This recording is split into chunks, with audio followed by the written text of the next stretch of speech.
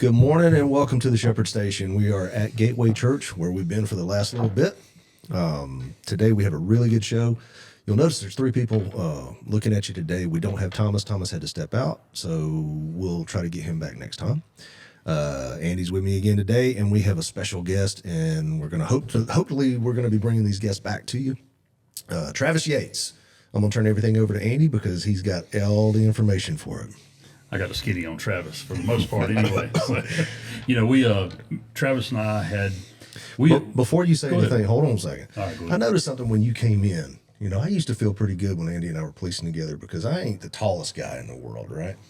And I'm not the biggest guy in the world. We go out and do things, it was always nice when Andy was there because, he had a nickname and a kind of a presence for him. But you dwarf Andy. I just noticed that when we were over. You can't really say skinny. I can't take credit for it, but I do feel weird if someone's bigger than me. I know. Okay. We, Travis and I hooked up on LinkedIn, probably 3 years ago or something like that. You made a connection, maybe swapped a couple of... you may want to hooked up sounds kind of bad. Yeah. Yeah, you might want to change the way you say that. So. But we connected on LinkedIn, which is a business or a professional platform, if you're not familiar with it. But maybe we exchanged a couple messages maybe and shared some stories or whatever on there. And then I got invited up to Breaching the Barricade, which is a really huge law enforcement event up in the state of Indiana. Jim Bontrager runs that event up there. And it's just, if you're a law enforcement officer and you can ever get up there, it's in October every year in Elkhart, Indiana. If you can ever get up there, it's a free event. All you got to do is get there. But it's a really great event. But I had the privilege of being asked to come up and speak. And when I got there, I didn't know Travis was going to be there, but Travis had a table set up there with some of his books and stuff, and he ended up being on a panel with me the following day. But when I walked in the door to the venue there, Travis looks over and he goes, "Andy Hughes." I'm like, "This dude recognizes me. He knows who I am." It made me feel like somebody because Travis is pretty big in the law enforcement world, does a lot of speaking, written a couple books, had a lot of experience. Retired major from the Tulsa, Oklahoma Police Department. What's Tulsa PD like? 900 officers. Well, yeah, we're supposed to have 900, but I think we're in the trickling 600-700s at this point. Like most everybody else. Yeah, I was about to say like most everybody right now. But Travis has had a lot of experience. But where Travis really stands out is that Travis is unafraid. Okay, he'll call out people where they need to be called out, even himself. And Travis, I had talked to him about coming down and about us remoting him in on the podcast. And he said, no, I don't want to be remoted on the podcast via the internet. He said, I'm going to find a way. Let's get to Dothan, Alabama, and I'm going to come in live on the podcast. So about 2 months ago, he calls me one day and says, "Hey, I got a gig I'm speaking at in Huntsville on April the 2nd. He said, anyway, we can get me in Dothan a day or two before that, and I can come be on the podcast.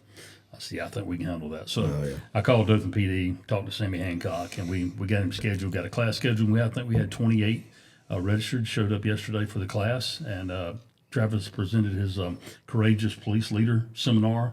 And I'll tell you what, it's really, really dynamic. If you're a law enforcement officer, if you're a law enforcement leader, or you want true leaders in your agency, I would suggest getting Travis to come do his presentation, The Courageous Police Leader. Now, this is not for the faint of heart. I'll go ahead and tell you right there, it's not for the faint of heart because he will call you out.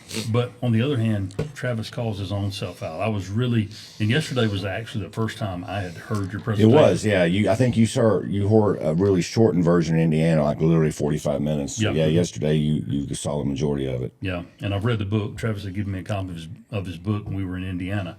It's a really great book, and we'll get into some of that later.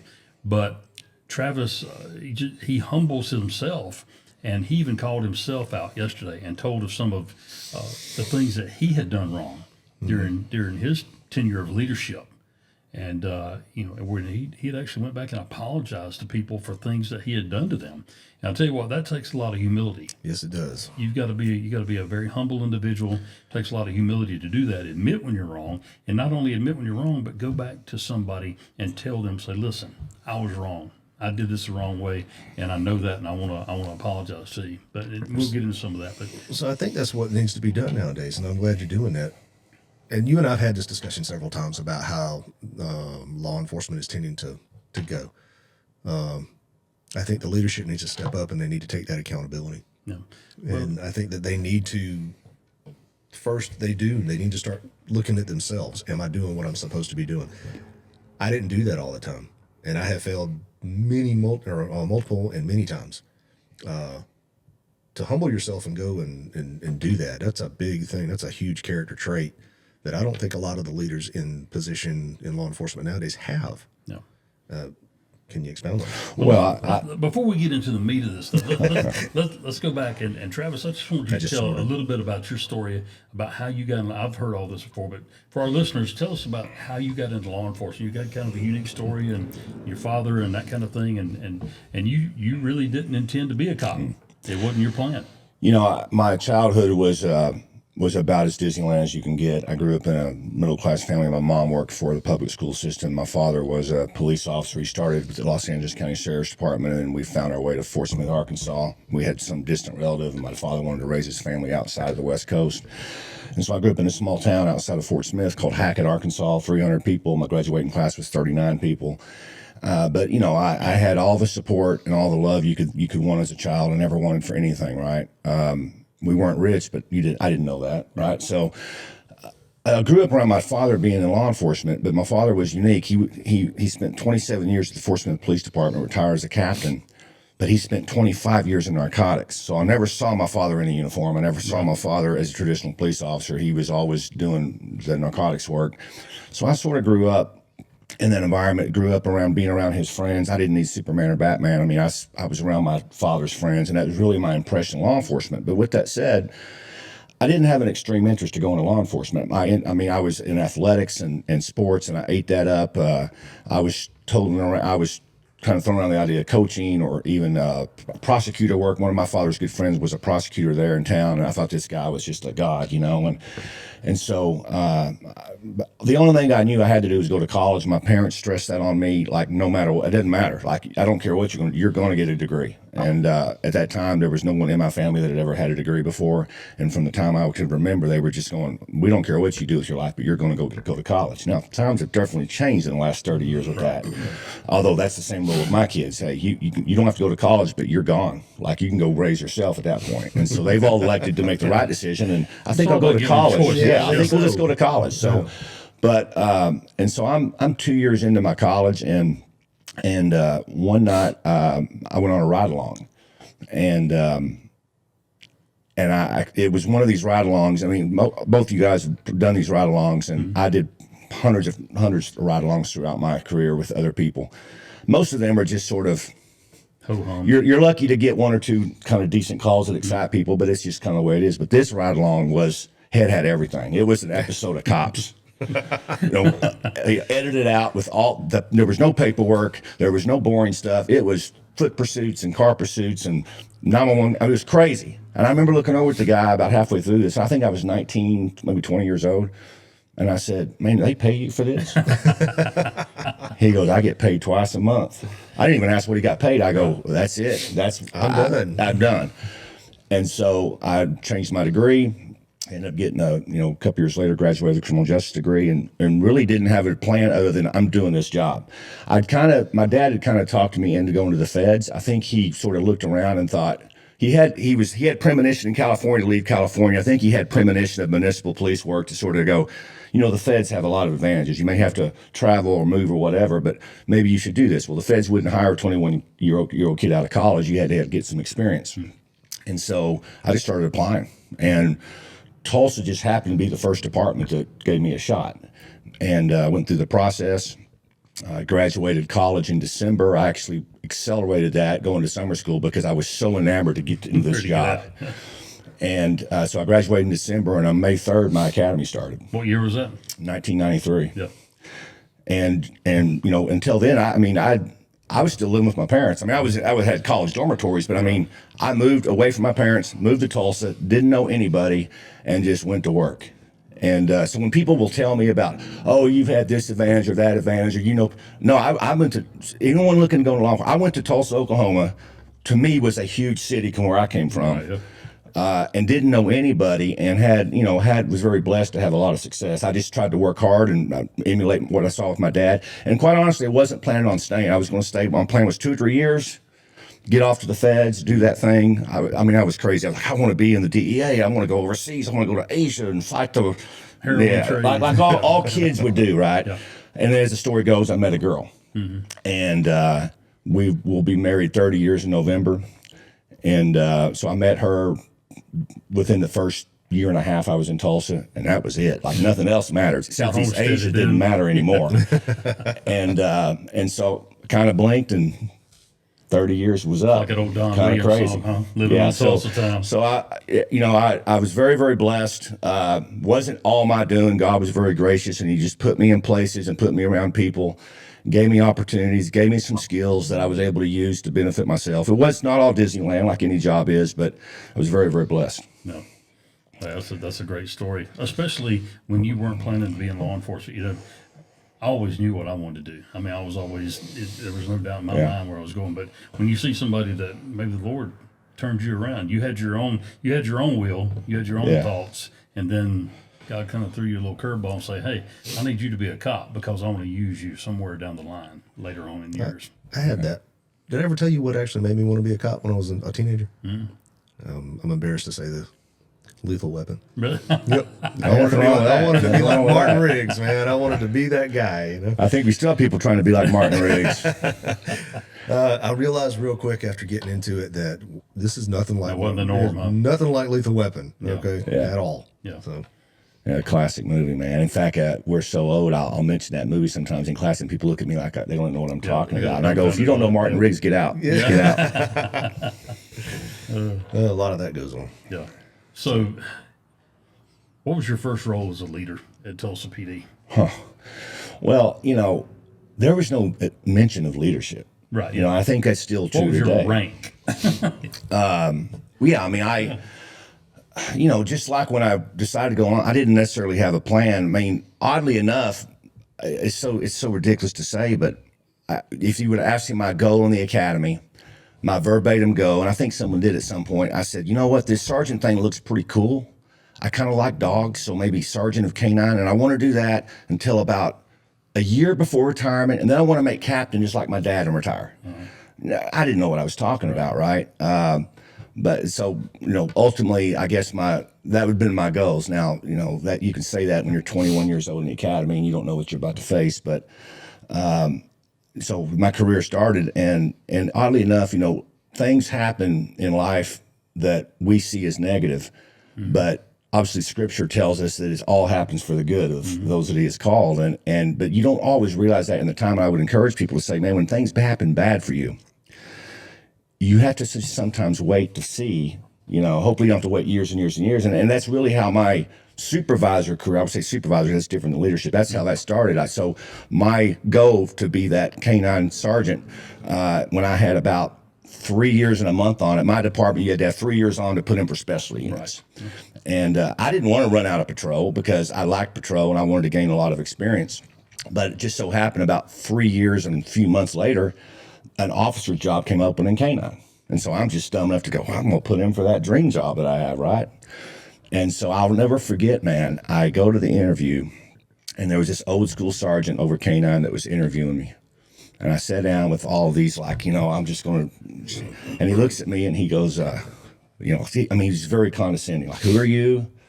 Why do you think you can do this job? Like, what have you done here? And of course, there had been tons of veteran officers they interviewed. The guy that ended up getting that job, well-deserved, got that job, been on 10, 15 years and done, so here I am just like a baby putting in for this job. And I walked out of there mad about it. And it's not the right reason, but I said, I'm going to outrank that guy in a couple of years. I mean, that's how mad it was. And the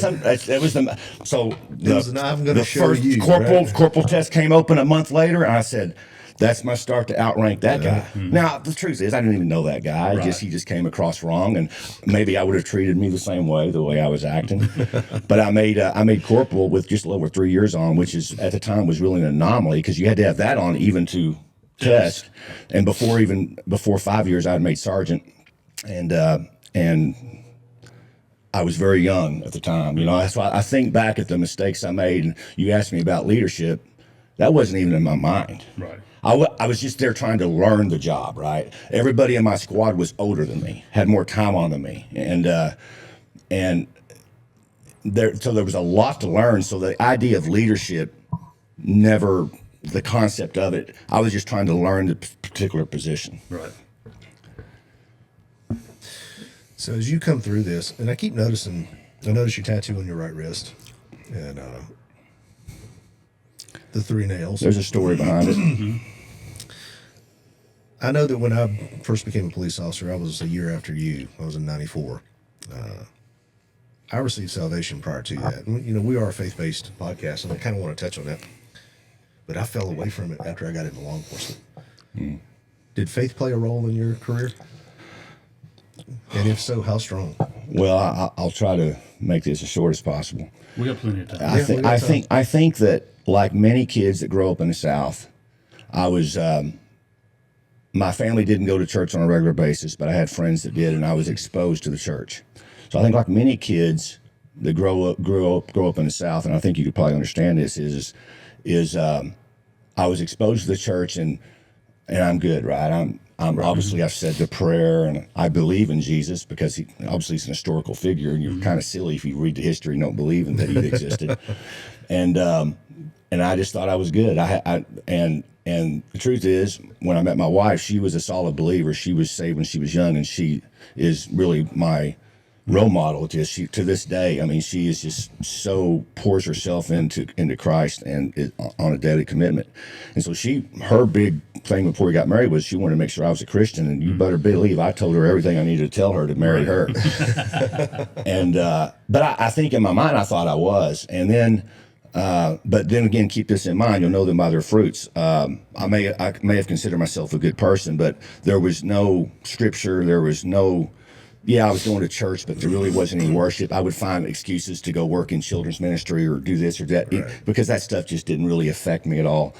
And I think after about a decade of doing that, I started realizing it may have been, it may have been 5 or 10 years, but after 5 or 10 years of playing church, I realized that something wasn't right because I had been around a few Christians at work that were different. Right. They weren't me. Right. And like I said, what my confusion was is I thought I was a pretty good old boy. I tried to do the right thing. That's not what Christian is, right. And so what happened was I kind of got embarrassed by it. Like I can't be vulnerable to sort of admit that this is wrong. And I was sort of getting tortured by it because I knew I wasn't right with God, and I knew if today was my last day, I was in trouble. Right. And I tried to remedy it. A pastor, I remember vividly, we visited a church out in South Carolina. There was an old pastor, one of the first pastors I'd gone to with my wife, and I kind of confided in him. And he said, "Hey, we'll take care of this right now. Why don't you just say this prayer with me?" This is the stuff I was exposed to, same as a kid. So I said that prayer, and I felt good about a week or two, and then the feelings came right back. And that's really a problem inside the church where we don't understand what this book says about salvation. It's not saying a prayer. It's not something you do, right? And he meant well. He did what good old Southern Baptist preachers tend to do these days, but it didn't. In the long term, it didn't help. And so I got a little bit disingenuous. I'm like, man, I did what I was supposed to do. I went to this pastor. I confided in him, and I don't feel any different. Didn't change a thing. Yeah. And then in 2005, I was I remember it was the early days of the internet. It probably wasn't, but I remember the internet wasn't real fast. But I found a guy by the name of Tony Miano. He was a chaplain at Los Angeles County Sheriff's Department. He had a website, and he had written a book called Take Up the Shield. I brought you guys a bunch of copies to give to you today. And I just kind of got attracted to this guy because he was really talking the talk. And it was kind of, today you find all kinds of stuff online, but back then that was kind of who I wanted a police officer, Christian, and he was writing articles, and he'd written this book. And of course I got the book, and the book it compares the armor of God to the tools that the policemen have. And at the very end of the book is a gospel message. And it was a different gospel message than I was getting in the church. Right. I mean, it basically said, hey, you're not good, and there's nothing you're going to do. And you better do this, and then you will be changed. Because if you're not changed, that doesn't mean you're. I mean, it lined it out, right? And I was so enamored, I invited him to Tulsa. At the time, he was doing what he was called police mission trips. He would come into a town and he would visit all the police departments and he would preach on a Sunday. So I was so enamored. I had him come to Tulsa, and I took him around for a week, spent time with him, and we had a church service on Sunday. And then, at the end of that service, I said, I got to go fix this. I got to go fix. So I went up to the pastor at that church. Mm-hmm. Same thing. Meant well, same thing, but man, it just didn't take. I had to get frustrating time after time. I mean, I was confused. I was very confused because I wanted it so bad. So, and a lot of people in the church will just say, well, if you want it, that's all it takes. Yeah. Man, listen, I'm not going to get into theology with you, but that has nothing to do with what you want. Right. You can't do anything without the Holy Spirit. You can't do anything, man. Mm-hmm. And I found that out for real. And that's why I've been very vocal when I see these repeat this prayer, you're good, because of my experience. Right. Now, it's not to say that someone that doesn't do that and they're not saved, because my wife very much had that experience, and she is no doubt of Christ, the way you can just see it. But for me, it wasn't happening. So the whole time I'm rising through the ranks, I'm having success, and I'm thinking, well, maybe I am okay because, God is blessing me, and that's just a false notion. And by this time, I'm a captain. I'm one of the youngest captains in the history of the department. I'm 30 years old. Now I've got 50, 60 people under me, and getting nice assignments. Going to the FBI National Academy in 2006 is one of the youngest ones at the time. I'm out of department that been to that. So I'm having this success in the world. Mm-hmm. But spiritually, I knew I was dead at that point. And so even bringing Tony in, and so I'll never forget this. So it was early 2007 because I just returned to the FBI National Academy. Fort Smith, Arkansas, all comes full circle. They were having an assessment center. They invited me to come down to be an assessor for their major rank. And I'm in the hotel room, and I had read Tony's book a dozen times, and I read it. By this time, I knew what the book said. I would just go to the back to the gospel message, right. And I'd probably read it 100, 150 times. And this one night I read it, and it broke me. And it was it. I can't explain it. Like you said, it's of the Spirit, but it completely broke me. Yeah. And ever since then, and I would say I stayed that little baby Christian for many, many years because I was going to church, but it wasn't like I had a lot of mentorship as a Christian. Yeah. And I wasn't a daily Bible reader. I wasn't daily, but it happened. And I would say this, Andy, after I retired, to be honest with you, I made the error that I was so busy on the job, and I sort of was known this guy that would do 10, 12 things at the same time, and I was the yes guy, and I was so busy. And so I never took time to stop. I feel your pain. And go, okay, God, what do you want? Because I was making tons of mistakes with that. Let's open up this restaurant. Oh, let's do this book. Let's do this. I was just going so fast. I never stopped to listen, right? And what I found is after I retired and I then had the time to stop and listen, my life infinitely, it was infinite what I was hearing from God. And I think to myself, man, if I would have done that. So I would encourage people, like, if I would have stopped a decade ago and done that, there's no telling where my life would be today, because there's no question in my mind that, because I would hear people go, oh, go to your prayer closet. Oh, do your quiet time. I'm like, I got time for that. Yeah. I got articles to write and books to write. I'm going on podcasts. I'm traveling the country. I'm doing this. I'm doing that. I do that but people don't understand is you do that to be obedient, but you do that because that's how God is going to pour into you. Mm-hmm. And sadly, I never really took the time to just stop and listen. And now that I do that, man,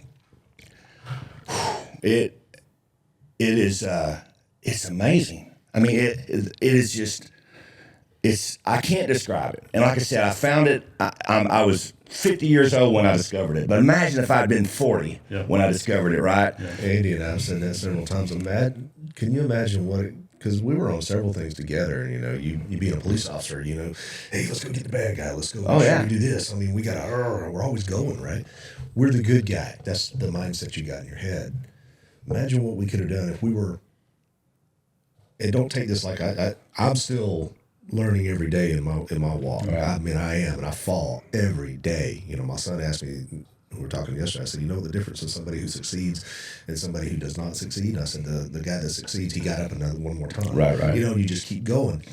So I fall in my walk every day, but I got to keep getting up because I know that that's what I'm supposed to do. If we would have been in that mindset 20 years ago when we were doing this, Right. Yeah. how many lives could we have changed through God's word in law enforcement? Well, it's a difficult thing because I'll run across something in Scripture and I revert back to 15 years ago. And I'm like, oh, if I'd known that. Yeah. I mean, it happens almost on a daily basis. But thank God that I found it now. Thank God that He's with me now. That He's given me another day and to use Can I ask you that. something? Yeah, that's what we're here for.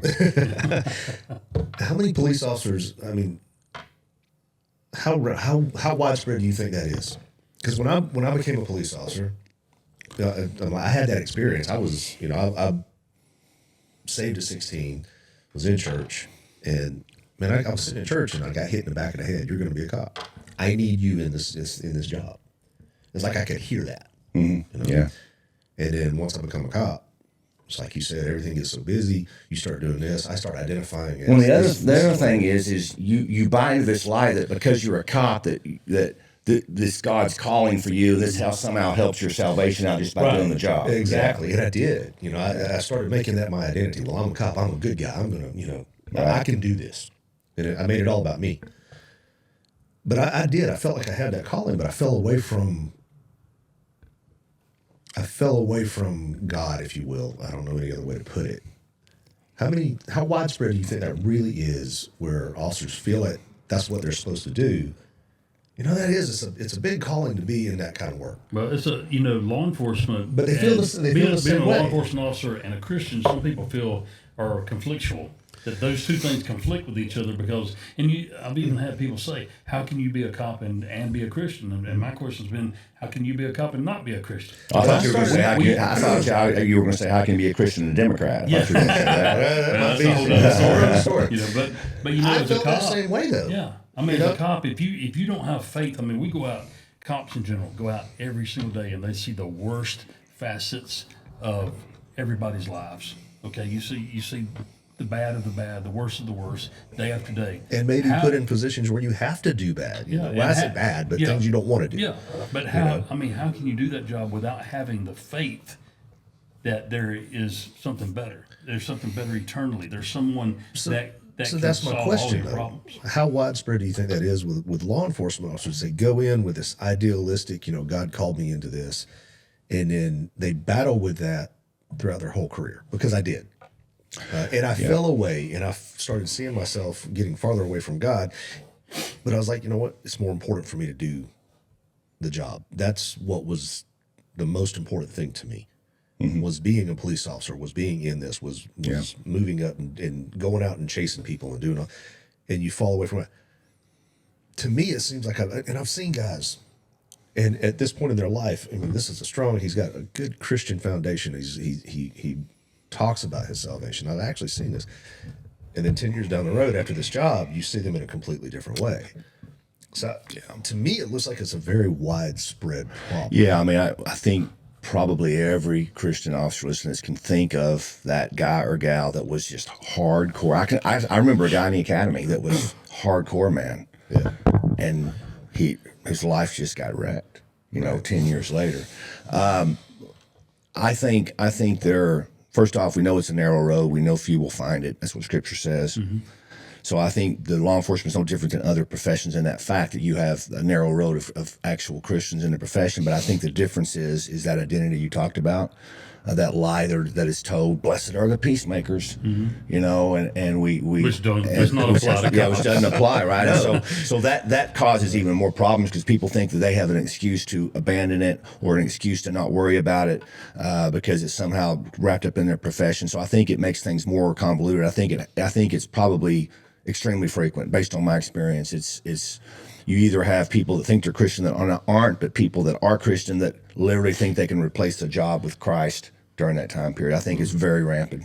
I'll tell you a guy, and I'm just going to call him out right now, and he didn't always do this, but I know a guy that really mixes the job and his Christianity well. I know who you're going to say. And he uses this job to glorify God every day, and that's Jeff Dawkins. Yeah. If you listen to Jeff Dawkins, some of the experience that Jeff has had, and Jeff is very candid about, his coming to Christ and his Christianity and being a former alcoholic and everything about it and all. But Jeff, I tell you what, that's a guy there that goes out in his job every day with Glendale, Arizona PD, and he attempts to glorify God through his job as a law enforcement officer every single day. I like the story he told where he pulled the guys on the traffic stop. Yep. And during this traffic stop, he gets them all. Is a traffic stop or just get out with them? Either way. Yeah. He's got these guys, these street guys, and they literally huddle around each other and they're praying. Yeah. He's praying with these guys. And his backup officers come up and they're running up. Sarge. He's like, no, it's good. They think it's he's good, in trouble. Yeah. He's praying with these guys. I like that story. That was good. I mean, I don't know. I got to that point where I was replacing God with the job. Right. And it's an easy trap to fall into. It really is. And at one point, I even had the thought that, you know what, there's no way that a police officer that's been doing this for any amount of time won't make it in heaven because look at all the stuff we've gone through. But that's such a lie of a thought process. Right. I don't know. My heart goes out to these guys because if I could go back, and you can't live this way, but if I could go back, I'd change so much. And I see a lot of these guys making the same mistakes. Yeah, but and I battle the same thing too. But think about you're getting to use those mistakes now to do what you're doing in the future, right? Like this class that I teach on leadership. Andy saw some of it yesterday. It would have been totally different if I hadn't experienced my spiritual life with some of the mistakes I'd made and things like that. So if I'd been a Jeff Dawkins from day one in the academy and never faltered, I may not even be sitting here with you, right, or even talking about this stuff. Who knows where my life would be. Exactly. And you and I were talking on the phone one morning a few weeks ago, or maybe a couple months ago, and we were talking about doing our presentations, talking to law enforcement, doing these classes, and mixing our faith in with the message to law enforcement. And after I'd retired in 2016, I was really lost. I was like, what do I do now? What's my purpose in life? And the Lord gave me his bear the sword outline and give me all the scripture and all the content is all his, because I didn't come up with any of it. And one thing I promised him was that I would never take away anything from that message that he gave me. And sometimes, and like you and I were talking about, sometimes we feel pressured not to mention our faith or not to mention God or not to quote scripture in a presentation that we're given. And Travis said, I used to be that way. He said, but I've decided I'm not going to do that anymore. And that's the same way I am. If you don't want it, don't call me back. If you don't want to hear the message. But I think we're negligent in our Christianity and our works and what we should be doing for God if we don't mention the scripture and our faith. It's amazing, Andy, and you're like me, you've been to all these different classes. We won't hesitate to get up there and tell the crudest joke you can ever think of, but then as soon as you want to talk about scripture, people get all nervous. We get nervous. And you'll be bold in your faith. And once I stopped thinking about this as a business and said this is a ministry, right. I need to pay the bills, but but it's not up to me whether this is successful. Right. And so once I made that decision, I said it's on. And I know you missed the last half yesterday, but I think you could probably tell that I don't hesitate away from it. No, not at all. So I keep looking at the courageous police leader. And one thing that catches me is Survival Guide for Combating Cowards, Chaos, and Lies. Can we go into the book a little bit? What inspired you to write this book? I know what it is. And a lot of times we want to talk, we have classes about leadership, and everybody wants to talk about what good leadership looks like. I think it's just as equally important, if not more important, to know what bad leadership looks like. And not to be a bad leader. Because there's a lot of case studies in here, and you call some people out by name in this book, and it's just what needs to be done too. And it's nothing personal. Yeah. Nothing personal against them. But I sort of fell into. I told you that I didn't even think about consider leadership. 'Cause in law enforcement, we don't talk about it. You know, oh, but maybe if you get lucky and pass a test and take your uniform to the dry cleaners and sew some stripes on, they'll send you to a supervisor school. That's not leadership. And then, so most of the leadership, unlike the military and law enforcement, is just self taught people that just feel into it. So I don't know, probably 15 years or so ago, I just started really looking into it, and I started looking, just observing, looking around, and I'm like, man, there's something wrong in this profession, you know.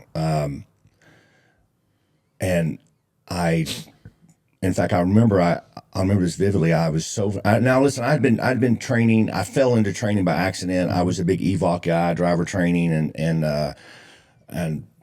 and early on the internet, I put up a website because people kept calling me about material, and I said, I'm gonna put this website up, put all the material on there, and people will quit bothering me. Well, it ended up being the only website at the time dedicated to that topic, and everything blew up. And when I started writing for Police One, I did films with line of duty films, all in driving stuff. And then people started calling and going, "Will you come train my department?" And I didn't thought it was crazy. I said, "Why would I do that? I mean, I'm training my own department."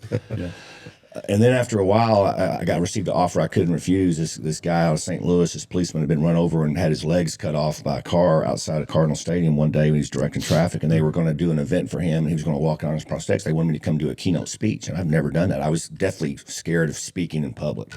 I mean, I was teaching at my department that in-service training where you death by PowerPoint, and so I couldn't say no, and I went up there and I was just like, man, this is neat, right? I got outside, I meet all these people, and so then I just started saying yes, and didn't even know you can make money at it at first, and so I just sort of fell into training. But what happened through the years as I was teaching those classes, my interest, my rank had changed, my responsibility. One time I had almost 200 people working for me, running a third of the city in patrol, and my interest started shifting to leadership. I remember I called Police One because I'd been working for them for almost 10 years. And I said, hey, I want to shift and write some articles on leadership. They said, no, that's not what you do. You do driving stuff. And I go, well, hey, dude, I'm not the driving. That's not my passion anymore. It's not my purpose. And so I ended up moving over to Law Officer magazine at the time and just started writing a little bit about it. But so I just got obsessed with it. What is leadership? What is wrong? Why are things going wrong? And while we're pointing our finger at everybody in this profession, it's the media, it's the politicians, it's their. I'm sitting there looking, going, no, actually, it's not. It's our fault, and no one was saying it. right. Like, it's not a popular message at IACP to say it's actually all y'all's fault. Yeah. Because when we came on in 93, 94, we had the media doing what they do. We had the activists doing what they do. Yeah, social media is the X factor, but we treated that differently. Like, you would never.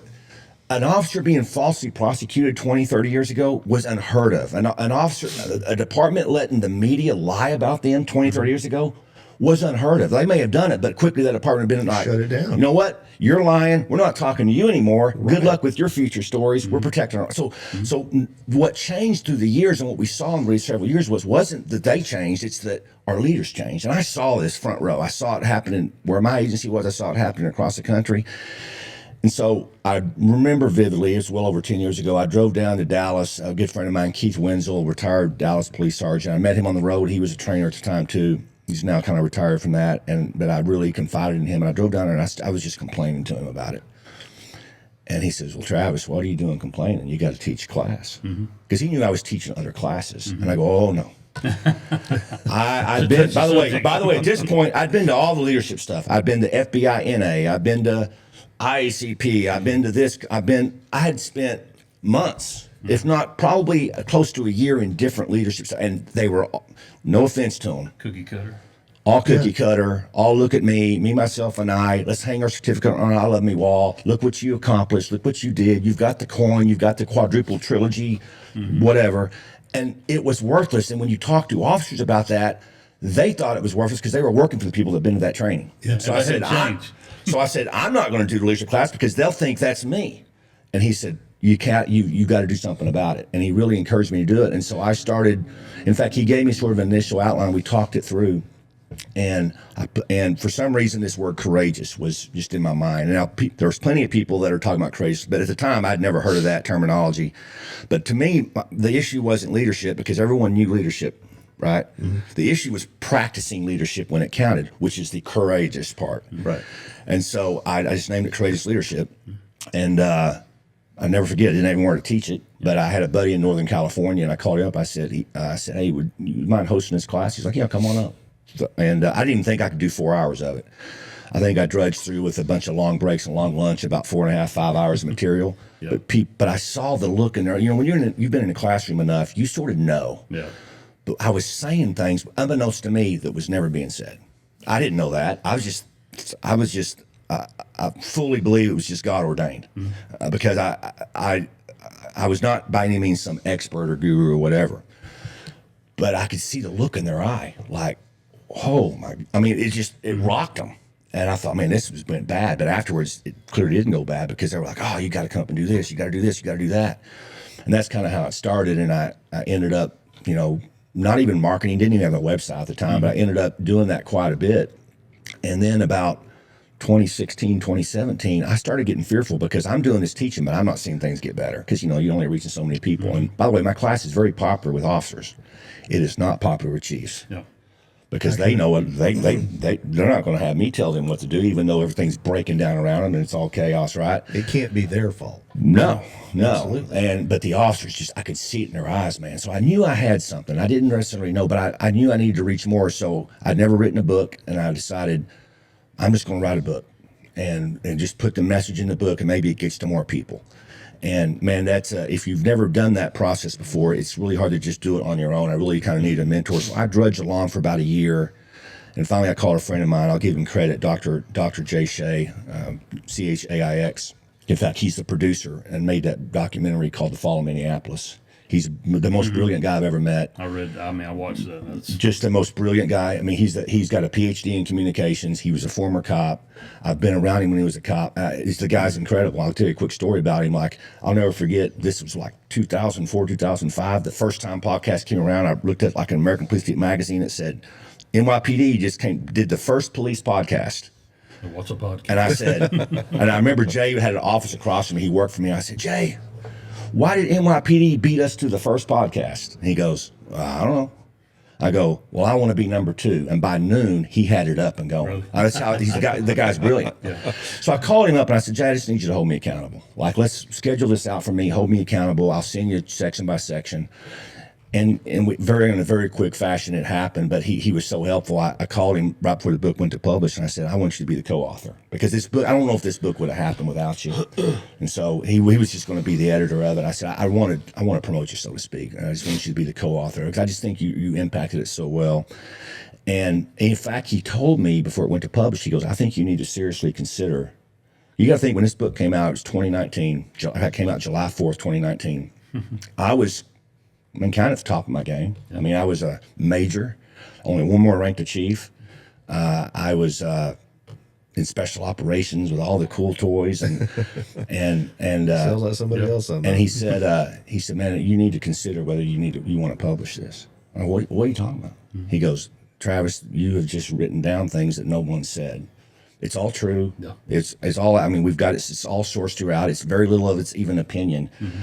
He says, you're calling out an entire profession of high-ranking people that's doing this to this profession. He goes, I think you've got to consider whether this is the best thing for you at this moment and the timing of it. Yeah. And I'd be lying if I didn't just go, wow. I mean, I kind of sat back for, I don't know, an hour or two, and I thought, well, I can't be hypocritical. I've been teaching this class called Courageous Leadership, and here I am at this fork in the road. I said, hit the button, man, let's go. Send it. And I didn't know if anybody would ever read it, but to this day, we're years later. I mean, this thing is still got traction, and I think it's because now here's what the book is about: Survival Guide for Combating Cowards, Chaos, and Lies. I envisioned if we didn't change, 2020 was going to happen.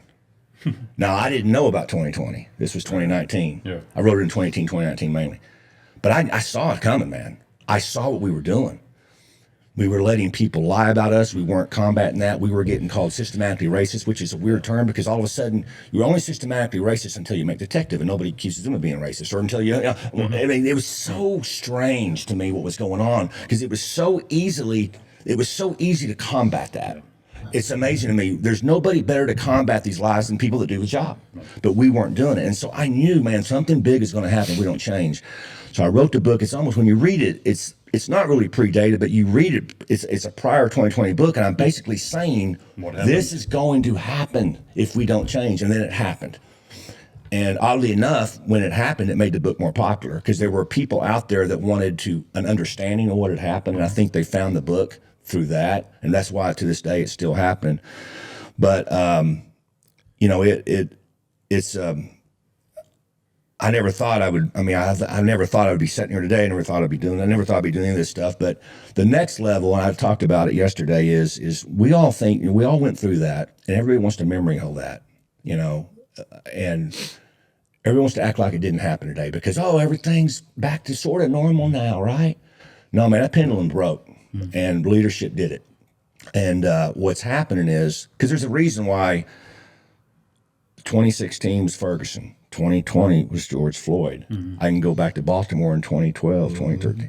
Election years. Cycles. Election years. Yeah. They skipped this year because I don't think it was going to be because the defund police was so politically so politically dirty. So they skipped this year. But you know, people think, oh, it's okay now. Are you kidding me? Have you watched the news? Have you seen Teslas burning? Have you seen the hatred towards Jews on college? Do you not think those are the same exact people that did this to us? I mean, it's the same exact thing, right? And so we're just not the target. And so we have this moment now to sort of, okay, let's recalibrate, let's train, let's make sure this never happens again. I don't see that urgency. And so the next step in this, and the next book is coming out soon called The Courage Code, where I teach people. Like this book, the first book, doesn't really teach you how to be courageous. It just says, you better do it, man. Right. Here's why. And so, but I figured out, just like I needed resources as a young cop and a young supervisor, okay, now I'm going to give you the resources. If you desire to do this thing that is going to cost you, by the way, it's always cost leaders to be courageous in our history. It does, but you can't accomplish anything without being courageous. You can't accomplish greatness without being courageous. I mean, we would still be separating races at the water fountain if we didn't have courageous men and women, right? We still rereading the Bible in Latin if we didn't have courageous men and women. So it's always cost something. So who wants to raise their hand in this profession and it's going to cost you? Who wants to do it? Okay, now here's how you can do it. Here's how you can learn it. And so that's what the next book is about. It's going to give them those tools. You know, during this lull in the firefight, exactly, is really when we need to reset all of our leadership. That's right. So I was teaching this throughout 2020, 2021, but I'm even more passionate today because we have an opportunity to dial this in now. So, because when it happens again, because of course it will. It's going to happen again. Of course it will. We've Eric and I both have seen some really terrible leadership. We not even going to call the guy's name, but we had a Dothan police chief that was brought in from out of town. We're not going to give him any credit at all. Well, you're right. I don't want to give him any credit. But anyway, this guy, they brought him in. The first clue, the city manager did not do his due diligence in doing a background on this guy. The first clue was he was an FBI agent for 3 years. Okay, he was a prior deputy in Florida. Wasn't he a SAC? Or was he just he was an FBI? No, he made SAC in 3 years, but he's an FBI agent for 3 years. There was a situation that got him gone from the FBI. Next thing you know, he's small town chief in a couple of small towns. Can you imagine what you got to do to get gone from the FBI? Yeah, it's kind of crazy. And who leaves it? Who leaves it? You know, and the guy said, I just want to be a police chief, so I left the FBI to go be a police chief in South Carolina, small town. Then he was a chief in a small town in Tennessee. Then he comes to Dothan, 200-man, 200-officer agency, and he completely destroyed the Dothan Police Department. There were 70 good cops that left that were not seeking other employment before he came. Do you know who the first person to leave there? Was it me? Yeah. Well, listen, I saw that from afar, and and then it happened at my department. Yeah. I saw it front row seat from a high ranking position, and I saw it firsthand. And this was after the book came out. This was just a few years ago, right? And I was like, oh, and I mean, we were losing people to the highway patrol. Nothing against highway patrol, but that's a different pension system. That's a different part of the state. We never, in my career, lost anyone to the highway patrol. We would attract people from the suburbs in. That stopped, and we just saw it happen. And it literally happened overnight. You're right. Over the course of a year or two, it completely destroyed the fabric of the agency. And it was so surreal to be there because I'm like going, and they thought I was, it was like I was the only one, right? I'll be honest, man, it bothers me to this day because it's one thing that you tell me a story where it happened, Andy. As you know, it's another thing when you experience it. Right. And because it's just the wildest thing. And so I don't wish it on anybody, but that's why I tell people, like I told them yesterday, hey, you may be in a great culture, a great environment. This is still for you because it can turn like that. It can. And I would have never, going back to our department, me getting to that department, that was like, all right, I've made it, Yeah. To me, that department was, you could go work in any of the areas around here, but to get to that department, We're man, the top agency within 100 miles. it was. And I was like, I made it, and this is where I'm going to have my entire career. Yeah. And for the first, the 10 years that I was there, you couldn't have told me that there was a better place to be. And then that guy came in, and it shifted just like that. It's immediate. I mean, it was. You could feel it. It was almost. Well, the beauty of it, though, Eric, the beauty of it is, I say this, it shifted like that, but also can shift right back like that with leadership. It takes a lot to. It's easier to destroy than to build back up. I get it. Okay, so that's what I was going to say. No, so I get it. From what I see, it's a lot harder to build it back. It can turn, but it's harder to build it back than Because it is to destroy it's harder to build it back because you have to build the trust back. Right. And trust takes time. That's the one thing leadership takes time. Yeah. Like I can find out real quick that Andy's a quick decision maker. But for me to trust Andy's going to have to pour some time into me. So but it absolutely can be built back, but you won't be built back because you got to build the trust back. But so I agree with you, man. You could run it in a day, and it's going to take longer than that to build it back. But leadership is the answer to everything. But the one thing that I did that I can say, and I think you'd probably agree with this, was with that particular individual, was as soon as he got in there, it was all about him. Yeah. Oh, yeah. It was all about, let me see what I can do to make me look good. Let me do this for me. Well, he ruled by fear, and he had some minions and some high positions. But he put those minions there because they fueled his ego. And a few of them already there who were weak leaders or non-leaders. Right. And then they ended up sucking up to him and, just to maintain the status quo for themselves. And then when you look at other departments, because once you reach a certain level in your law enforcement, you start paying attention to more things. You look at other departments, and the thing that I see with other agencies that do have a similar problem is it is always that leader making everything about him or her, whatever the case is. I don't want to, but they're not looking out for the best intentions of for the best for the department. In my book, this has evolved quite a bit since, but in my book, I have 10 characteristics of the cowards, 10 characteristics of coward police leaders. You tell me how many checkboxes it happens. They blame others. They're lazy, not in the sense they're lazy, but they're lazy. They don't get anything actually accomplished. They serve themselves. They refuse to learn from failure. They don't follow a moral compass. They discipline inconsistently. They avoid conflict.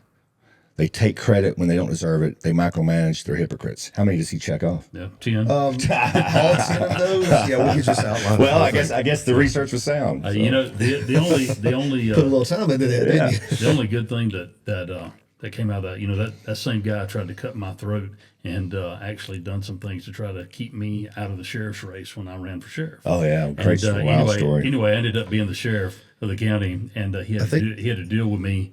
And I think that actually helped you too. So because I think people saw that and they were like, "Oh no." Yeah.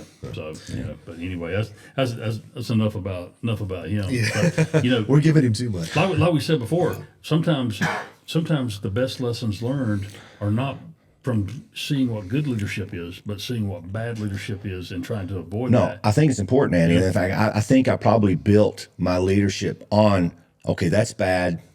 Don't do that. Oh, that's good. I'll do that. And through the course of time, you can learn that. So for officers out there, you don't have to go to fancy training, fancy school. You can just look around you and go, I don't like how they do that, but I like how they do that. And you just need to, now you can go to one or two ways. Some people pick up the bad traits as followers, and then they're run. But if you can delineate between the two, it can be very valuable. We were when I met you up in Indiana, we were talking about this same topic, and I don't know, just that quote came to my mind. I ended up putting in some stuff that I put out before, but it's like I told you there. The theory of good leadership is simple. It's the execution that's difficult. Yeah. Mostly you can read all the books, you can go to all the courses like you said and all, but when it comes out to the actual execution of what good leadership actually is and the sacrifices you have to make to be a good leader and that you've got, it's just like being a Christian, you've got to deny self. And I saw a story the other day of a guy that had won the Medal of Honor, and he got up and gave a speech, and throughout the whole speech he never mentioned himself. He talked about all the guys in his unit. and what they had done, every single person in his unit, and what was happening in this one particular battle. And I remember a comment that I put on this particular post that I saw on LinkedIn. And and sometimes deflection takes the most courage. To deflect attention away from yourself and to others is sometimes the thing that's the most courageous. Well, I think we have this infinity. We think leadership is sexy and cool until we actually have to do it. So we all have this head knowledge of it, right? Yeah. But then when it comes down to it, that's a different story. And you just look at the historical leaders that we revere, Martin Luther King or JFK or Jesus. I mean, they have one thing in common. Mm-hmm. They were all murdered. Yeah. And you go and you think of, Winston Churchill, man, he was booted out of his party. Every one of these historical leaders that achieved greatness suffered mightily, and the history books don't. We have a Santa Claus look at it, right? And we don't realize it, and so we sort of lie to these people and tell them it's all easy. Man, if you're actually a really, really good leader, you're almost like a basketball referee. Half the people's going to be mad at you probably half the time, right? And so I think people don't expect that. So when they get into it and they feel that sting. It's human nature to not want to feel that sting anymore. So then we get those little soft tickling ears going on, and we don't want to kind of go there anymore. And because I would love more for there not just be Travis talking about this, but thousands of people. Because just Travis talking about it, they've beat me to all ends of the earth, right? Because I'm one of the few, and so I think the next generation of this is we're going to try to build a tribe that is not just me teaching, it's not just me talking about it or writing about it. It's a lot of other people as well. Yeah. Well, the things that are contained in this book and the things that are contained in your presentation and what's coming in the new book, the Courage Code, should be the norm. Yeah. They should be the norm. Yeah. In leadership. I mean, it's been wild, and I'll be honest, it hasn't always been easy because I think our human nature is we want to be liked. I was in Oregon last January. They removed me from the stage. They got it. They came out the first hour and they says, "You got to go." I remember you telling me about that. I remember you telling me. And I was booked for the Arizona Chiefs Association conference. There was a guy running that organization that really believed in what I was saying, and then about a month after, they replaced him. They immediately called and says, "You ain't coming." I'd already booked my plane tickets and everything, and so now they were nice. They wouldn't tell me why, but I know why. Yeah, I know why. They don't want to hear this message. And by the way, I'm not saying this is the end all be all. Right. I'm just saying it's a different way of looking at it. And I subscribe to the fact that the way we're doing it now isn't working. Mm-hmm. Look at the outcomes. So let's try a different approach. Let's actually try to practice what we preach, so to speak. Right. You're saying things that people don't want to hear that have to be said. I don't think they need to be. They have to be said at this point. Yeah, it's like if Andy goes to the doctor at lunchtime and they go, "Hey, Andy, we're going to start chemo in next week." Andy's going to go, "What?" No, the doctor's going to tell you the problem first, and then we're going to talk about the solution. Right. So yeah, we refuse to talk about the problem because we think we're so cool as is because we got all our certificates and our trilogies and all everything and plaques and we're cool and we've made it. Man, the profession's being destroyed in front of our eyes, and it's because of us. And that's the whole reason. Yeah. Well, it's like you said yesterday, talking about media. And when the media, and as a sheriff, I was very fortunate with our local media. I depended on them. They depended on me. On their slow news days, on Mondays and Fridays, they would call me and say, "Do you have anything you can give us?" Or we've got something. That was the good old days. We pulled something off the AP wire. It's not really specific to our area, but can you give us a quote on it? We need some time. I was like, "Yeah, come on down." Had really good relationship with them. I even had some relationships with the national media on a few occasions, and those interactions went well also. But it's like you said yesterday, law enforcement today, you need to be your own media. You need to have your own media channel. You need to be your own media source, and you need to go ahead and put the story out there before they have a chance. Go ahead and put the whole story out there, okay? Yeah. And give your version of it. Give the true version of it. Doesn't it seem crazy, Andy, that we still rely on one of the most distrusted organizations, industries to get our message out? The media is one of the most distrusted, organizations, occupations on the planet. Now, are there good journalists? Of course. Mm-hmm. But when you look at Gallup, they are the only people below them in distrust is Congress. And we think that they're going to take our message and be honest. Right. Yeah. That's insanity. So what's the way that we get that message out? we go directly to the people. We go directly to the people. 20 years ago we couldn't, but now we go directly to the people.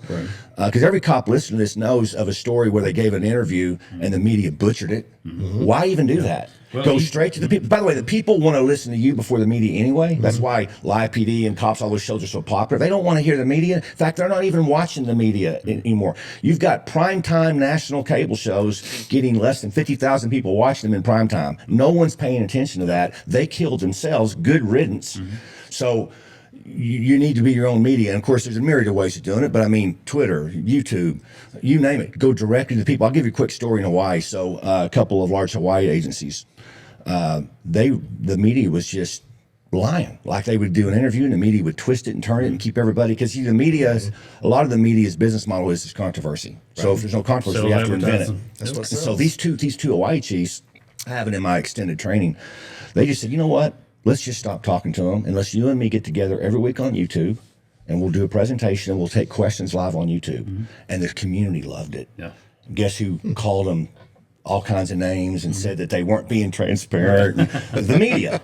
The media. And so that's just one example. Sounds like the very definition of transparency. I mean, I had a rule that if the media lied, I would never talk to them again. So by the time I retired, there wasn't many folks I could talk to. But why would we let anybody lie about us? Because everybody wants to talk about community trust. Why are you letting one of the most distrusted organizations lie about you that then erodes community trust? We are participating in that, all because we're trying to help our reputation and get on TV or do all these crazy things. It's ridiculous. Yeah, even if the media is trying to do the right thing, they can only put in a certain portion. You can't tell your whole story in a 10-second soundbite. And listen, that's all they're gonna you're use. talking to the guy that sued two of the largest media organizations for defamation. And yeah, I wasn't successful because you have to understand defamation law and how powerful the media is in those circles. But I don't have any stomach for liars. And they are doing, if history books are accurate, when they look back when America no longer exists, it's because of the media. And that's why I'm hoping they're going to keep killing themselves, because the media sows distrust. The media sows divide. They swing the narrative. It's pure propaganda. Are there good media outlets? Yeah, we all typically find them. That's where we get our sources, right? But there's a chunk of Americans that get convinced that we used to love Teslas and now we don't, so let's burn them. You know, we used to be defund the police, but now we want to fund them. You know, there's no principles to a large segment of our population, and the media manipulates that to whatever narrative they're trying to push. I mean, it's insane to think about it, Andy. But I mean, they convince people to put an experimental shot in their arm. Or you're going to kill grandma. And majority of the country bought into it. You may not want to go into that topic, but because everybody everybody wants to ignore it, right? They convince people that a man was killed by a knee on someone's shoulder. When in jiu-jitsu gyms, as we speak, there's people being choked out left and right every day. Okay, but the media convinced people. So, but that media that did that, they're dying a fast death. And it can't be anytime too soon, because I think they've done so much damage to this country. I haven't watched the whole thing here lately, but what's the social media guy?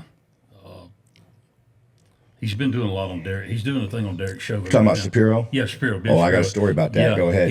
I'll break it right here. Go ahead. Okay, he's doing a story on Derek Chauvin and how he was wrongfully and prosecuted and wrongfully convicted. Okay, so look, we're talking about, police leadership, either bad or good. Let's go into that. When Floyd was killed, or when he died. I'm not even going to say he was killed. All right, let's say when he died. What is your take on that as far as how that department handled that with those officers? Because to me, I have my own opinion. I want to see if they differ. Well, it's not opinion, and it's probably a show in itself. I would encourage everybody to read, to watch the documentary "Fall Minneapolis," and there's an associated book about it too that came out before that. And when you look at that, I'll just go back. I'll just tell you right now. So I was this happened. It was like May 20th something, right? And 2020. And I see the video like everybody else, but unlike everybody else that starts going crazy, I said, we don't know what's going on here. Right. I mean, it looks weird to me, but we don't know. Like my first thought was, just throw them in the car and go to jail. What are we doing, right? But I didn't know. I didn't know what their policy was. I didn't know what their training. And so while everybody's losing their mind, including police leaders, I'm just like sitting back. In fact, I get asked in an interview about it, and I basically said that. I go, well, listen, it doesn't look right to me but I don't know what I'm seeing yet. We don't have enough information. And man, you would have thought I would have. I mean, they just came down on me like I was the biggest white supremacist ever. And I thought, this is weird, man. First off, a couple of these dudes are minorities, right? And all this crazy stuff was happening. So it was like a day or two later, man. And I just said, you know what? I'm going to go to the Minneapolis police website and just, because most of these larger, especially left-leaning departments have all their policies online. So I just go to the website. It says policy manual. Like, this is how bad journalism is in America. Me, from my house, was like, Minneapolis Police Department. Oh, policy manual, click. And then I said, use of force. I went, click. And there it was. The very maneuver I watched on television was in the policy. It was taught. Right. It was taught. It was taught. It was right there in policy. And I was like, boom, I printed it. And the next day, that was gone. It's not even on archive.org. The next day, the power behind this, the power behind this narrative, you can get everything on the archives on the internet. Yeah.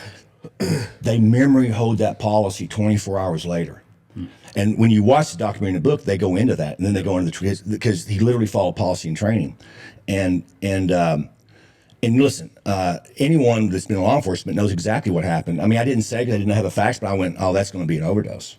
Everybody in law enforcement knows it, but even though proved that, here's the, of course they proved it, but here's the thing, man. Here's the thing. It's crazy.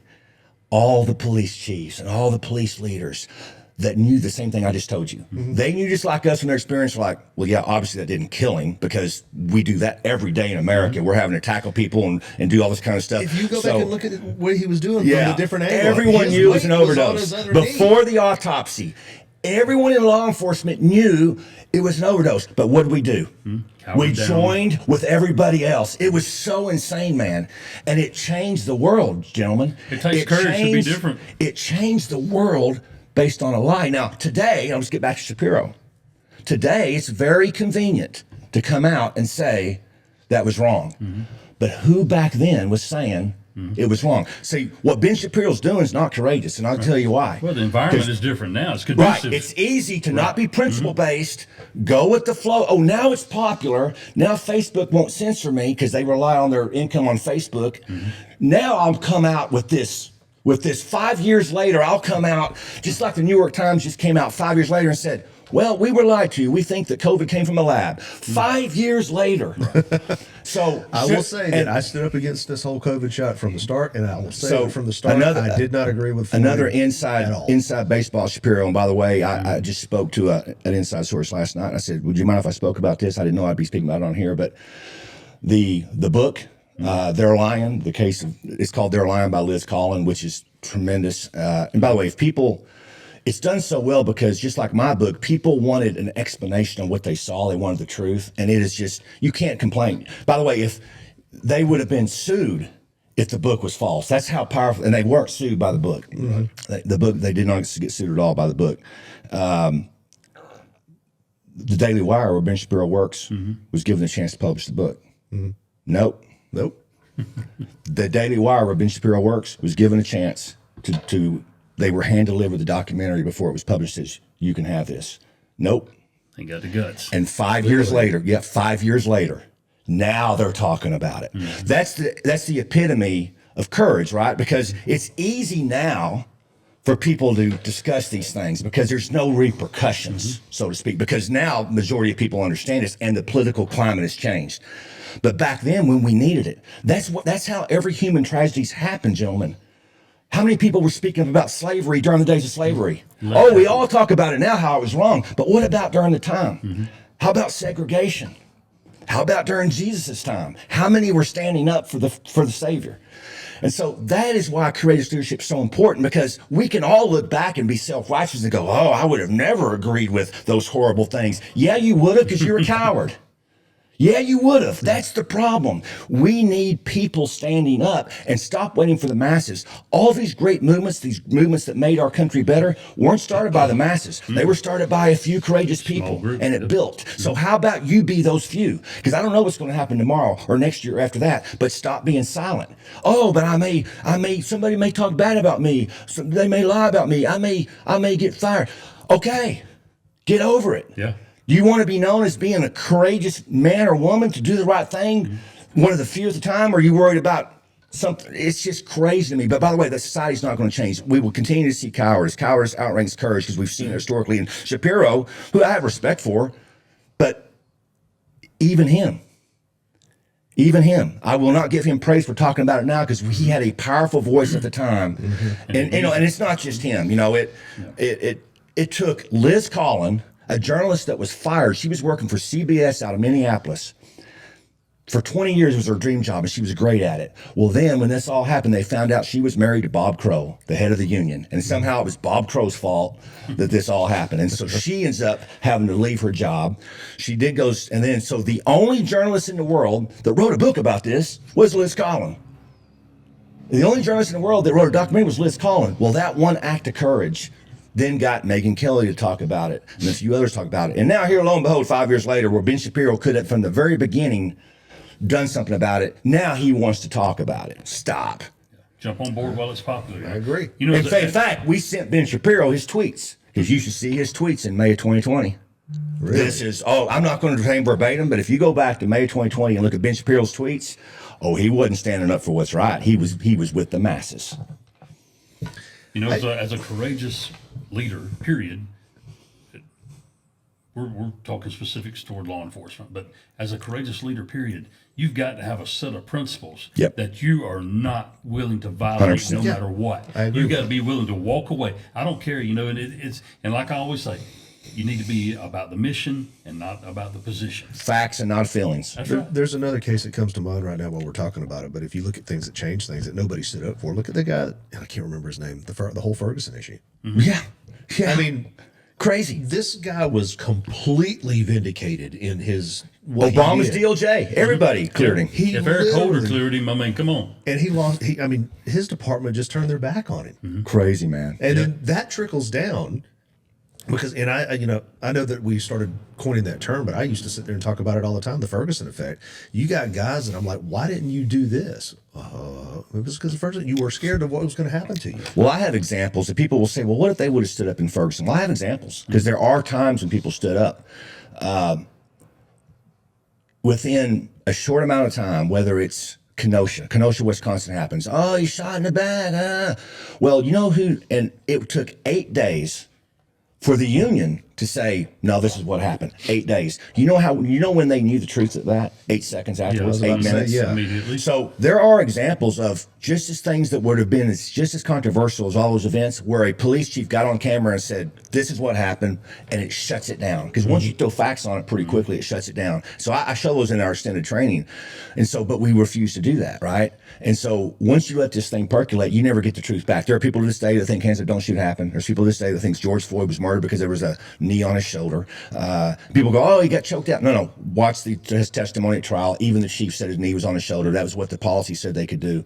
And the worst thing is there's a man in prison for that right now. Yeah. And nobody wants to care about it. And so the repercussions are pretty horrific. And even in Minnesota, even in Minneapolis, at the moment that happened, they would stood up and said, listen, this is tragic. Here's what our policy says. Here's what our training said. We follow policy. We're going to wait for the autopsy, and we're going to find out what happened. Yeah, they would have had some problems because of the politics of Minneapolis, but it would have not. You would not have seen what you've done. What happened is they made when you watch the documentary, you see it. They made a decision early on with the presidency and Trump being in office, everything else to go. Let's flip this switch to create the chaos. I think and they did it. That's what they did. They didn't know the FBI, the coroner. They've got messages from the coroner that says, hey, this is like just days after. Hey, what happens if your narrative didn't meet what I just saw here? Because I saw no injuries on him. I saw no asphyxiation, and I've got amounts of fentanyl that kill a horse. Mm-hmm. So what happens that the narrative you've just told the world doesn't fit? Next thing you know, FBI plays a visit, coroner comes out and changes the report and alters. You see all that. It's crazy. And we just let that happen. And by the way, that's why the media is the most destructive force on our planet, because they could have exposed it. The media's role, they have a strong role to expose corruption. Not the corruption you think. Yeah. Corruption. And they knew it. Liz Collin was sitting there in the media and she goes, whoa, look at all this. We're not reporting that. They're part of the propaganda machine as well. So the media could have told the truth very early on there, and they chose not to, because they do pick and choose. I can show you the case of a white guy in Dallas, Texas. When you look at that video, you're like, whoa, that makes George Floyd look like nothing. But the media decided not to report on that one because it didn't check the boxes, right? So there's plenty of cases if they just pick and choose whatever soaks emotions. So it's pretty destructive. And listen, there may be people listening to this that goes, oh my gosh, George Floyd, because people get emotional. Like, listen to me. Don't believe me. Go look it up. If you believe what the media tells you about anything without double checking, you've got a disease. Yeah. You know, because they are pretty much lying to you about everything. And when it comes to government, I found out that polio was and all this stuff. I don't know if you've been looking into this, but these doctors have now come out saying that they've been lying to us about polio vaccines and all this stuff. Of course, JFK. I'm like, have the government ever told us the truth? It's wild, man. It's wild. You're gonna open a door for conspiracy theories. We don't want to. Well, it's not even. I don't even call them conspiracy theories because you have people on the ground that go, no, this is what happened. I call them conspiracy facts. Yeah, that's what they are now. Yeah. Well, I think that's great. I think I agree with what you're saying. People have to take a stand. They have to. I always wanted to be, and I had smaller leadership positions. I was never a great leader or anything like that. I wouldn't say I was. I always wanted to go, I don't want to be like that guy. Yeah. That was what kind of drove me. I don't want to be, I see what mistakes he's making. I see what, how he pisses us off because he's doing the wrong thing. But we got to follow, this is the guy they put in charge. Yeah. I don't want to be like that guy. I think we fall into this trap, and I certainly did, where we think we embrace comfort. Right, we think leadership is comfort, and I think our natural default is comfort. We saw it during Jesus' days, right? Yeah. Oh, they wanted to be around Jesus, they wanted to touch Jesus, they just didn't want to do what it took. And here Jesus is saying, "Hey, you got to give it all up. If you're going to follow me, you got to be willing to die for yourself. It's over. You got to leave your mother and your father. You got to give it all up." And the vast masses were like, "It's a little too much for me." Yeah, right. I think we see the same thing in leadership. I think we see people that want to dabble in it. They want to, but when it comes down to it, man, they don't want to go that much in. And what I'm trying to say here is if you don't go all in, you're not doing it at all. Yeah, they want the title, they want the pay, but they don't want to do the hard stuff. I mean, because I tell you what, as a leader, all that luster and all the glamour, after your first critical incident that doesn't go just right, or after the first one of your cops that you have to arrest or fire or whatever the case may be, those things, all that luster and that glamour, it goes away. Well, I remember one guy, when I was captain of the sheriff's office, he was a sergeant, and he made the statement to me. He said, "Man, you got it made, man. You get to do this, do that, do this." I said, "No, I don't." Yeah. I said, "I'm gonna tell you right now, if you want to swap places, I will, because all the stuff that you guys do, all that falls on my shoulders." And people don't realize that, especially with Jesus, the sin of the world. Yeah. Of all humanity, of people that will live, have lived, haven't even been born yet, all that falls on his shoulders. It all fell on his shoulders. To sit there and say you're going to be the leader for this or do, man, you've got to be willing to take that responsibility. The stress was so much, his tears turned to blood. Mm-hmm. Yeah. And man, leadership done right, Andy, and I think you'll agree with me, because you look pretty beat up, to be honest with you. Leadership done right. Leadership done right. Yep. Wears and tears on you. It does. So if you're out there and you're a supposed leader and your life is great, man, you may be doing something wrong, right? I mean, like if you said, that's that weight of Jesus. That weight when you're sleeping in the middle of the night, knowing those people out there working, they're your responsibility. They do something wrong, you're going to be accountable. If they get hurt, you're accountable. That's a heavy weight, and it's very daunting, right? And I think a lot of leaders too. I've always tried to be humble. I mean, really humble and humility. Some people, and I'm not saying maybe I didn't let leadership go to my head either, because it feels good to be the man. I mean, I'm not going to say a lot to you. It feels good to be the man, and when things are going right. But when they're going wrong, when they're going wrong, not so much. Right. But we don't need to ever think that we were so smart, and that's the way we became leaders, because we were so smart, or we were so much a better cop than anybody else, or we did such a great job to get a leadership position. And when you get in those positions, we always need to remember, it's like I've said on this podcast before, I don't care if you're the top scientist at NASA, or you're the greatest doctor that's ever been, or you're some mathematician or some author or whatever, all wisdom comes from God. Mm-hmm. I don't care if you're a Christian or not. And God uses people who are not Christians for his purpose also. But as a leader, you need to earnestly ask God for wisdom every day, because, it's one of the things I pray every day is, God, I have no skill, I have no ability, I have no wisdom, and I have no knowledge outside of what you grant me. and realize that. And true leaders, I think, will realize that, and they need to ask God for that wisdom, because there's a lot of decisions that you make on a daily basis that affects people's lives. I never wanted to take anybody's job away from them. I never wanted to affect anybody's livelihood, but there were decisions I had to make to do that at certain times. I never wanted to arrest the other cops that I had to arrest during my career that were my deputies or worked with me at Dothan PD. And, I've got those stories about those, but I never wanted to do any of that kind of stuff. But I had to do it. And leadership is not always pleasant. It's not for the faint of heart. No, it's not. It's not. If you do it right, it's not easy. No, I had dark brown hair before I became a captain, and that changed. So, and look at him. Oh, that's really. I'll show you a picture on my phone in a few minutes, Travis. I remember from back in when, the I day. do. It was just a funny thing. I remember when you went in as sheriff. I was like, yeah. When you came out as sheriff, you had a whole lot more gray. It's that old George Bush look after his 8 years of presidency. Yeah. You had a whole Trump's the lot only more one that gray. gets Still got more it. orange. Everyone Yeah, else he gets got it. more white. Yeah, he does. You still got it. Well, I'm excited because I hate to say this, and I'm going to make an admission here. I haven't read this book yet, This is yours. but I am going. This is going to be the absolute first book that I read a after great I book. leave here. Well, I I'm going to apologize. read this. My publisher keeps trying to get me to do an audio book, and I don't know. I'm just kind of traditionalist, I guess. I haven't done it yet. Well, I'm glad you're a traditionalist, because if you weren't, we'd be sitting there looking at your computer screen, and I'm glad you're here. I want to say, I don't know if our camera picks this up very well, but here is the book, The Courageous Police Leader by Travis Yates. You can get this thing on what? Amazon, Barnes & Noble, all of them, yeah. All of them, they're there. Order this book, especially if you're a law enforcement officer.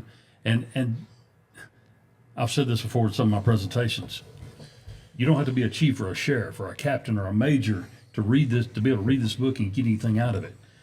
You don't even really have to aspire to be a leader of rank to get something out of this book. But as I've said before, true leaders don't always have stars or bars on their collar or stripes on their sleeves. True leaders often show themselves in a moment where leadership is needed most. So don't think that you've got to be a chief or a sheriff or of any rank to get something out of this book right here. And I'll tell you what, Travis, well, I'm going to give you some inspiration here. But the thing about it is, these leadership principles, they apply to the business world. They apply to clergy. They apply to everyday life and all. And I'm going to challenge you to write a book with these same these same courageous leadership principles, and adapt it to a bigger I did have audience. a church leader that sat down with me a few months ago, and he wants to bring this into the church world. Yeah. I think he recognized that. But yeah, I that's in my I appreciate that. It's in my mind, but I've got a few other things I got to get out. And that brings up a whole other thing about some cowardly pastors. Oh, yeah, During all these times too. You know? Yeah, that's true. I'm glad you said that, About because I was thinking the same thing of not having read the book, but what you've been saying today, how everything you're saying, it can bleed over into everyday any other profession. Well, the fortunate part is, in our society, you can throw a dart and see the cowardice. I mean, you look at the medical profession, where so many doctors were silenced and won't say anything, right? Travis, don't get me started on the medical profession. Well, let's Oh, just my skip. I word. mean, you can go to Yeah. the public school system, where we have failing students and no one's standing up for those students. You can go anywhere in society and see it. And obviously, law enforcement is just one part of that. No, and that's just what we're familiar with. You know, It's like I told Andy. Andy's presentation with Bear the Sword. He told me one day they want me to go talk to a group of XYZ. I'm like, dude, why not? You need to take this and tailor it. Yeah, it's a great message for law enforcement. It really is. But it's also a great message for anybody out there. Yeah. And you can tailor that to Well, I've told adapt to Andy, anybody. when's the You book got coming same- out? you I'm got gonna the help him same do it. kind I'll of help him do story, it. man. I have to see what I got so far. Yeah. And what I think you both should do, because I'm just too dumb to write stuff, I am. You guys both have great messages.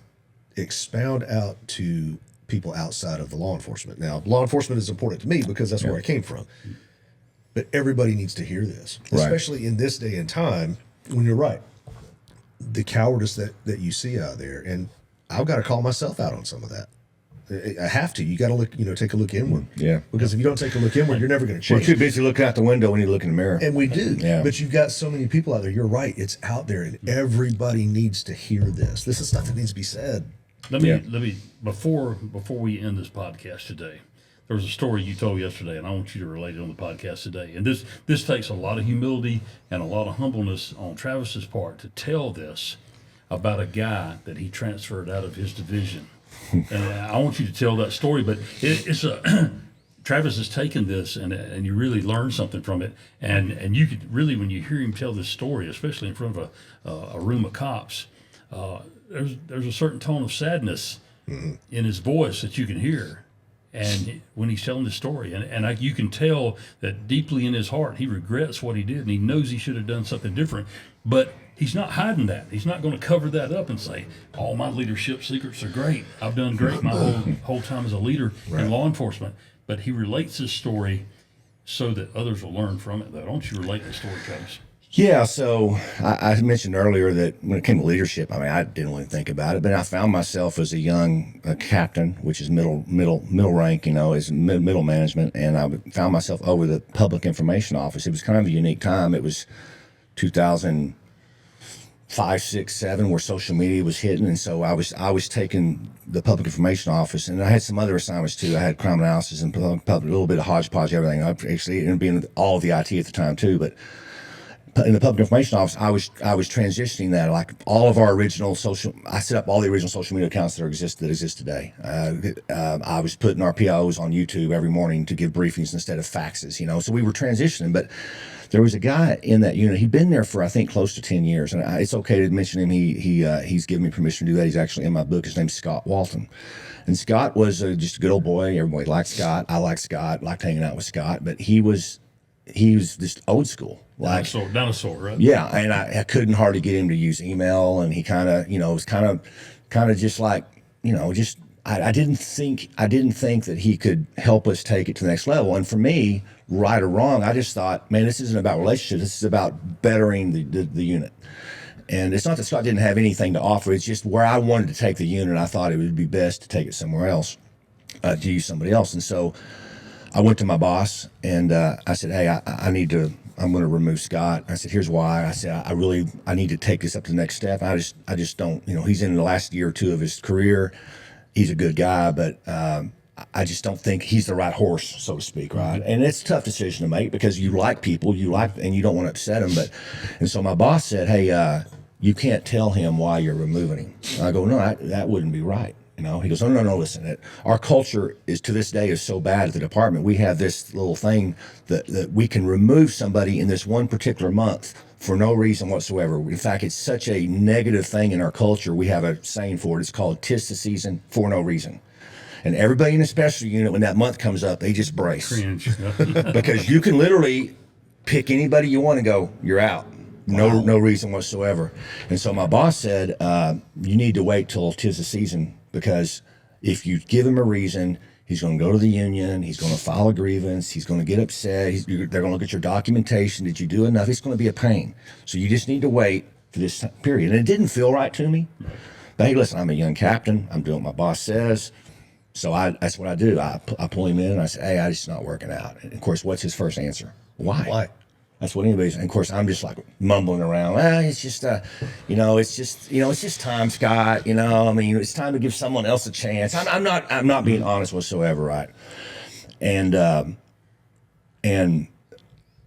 he was obviously upset, very upset. So this is the guy that we weren't like drinking buddies or anything, but we were friendly, and I've always known him, and everyone else likes him, and so he.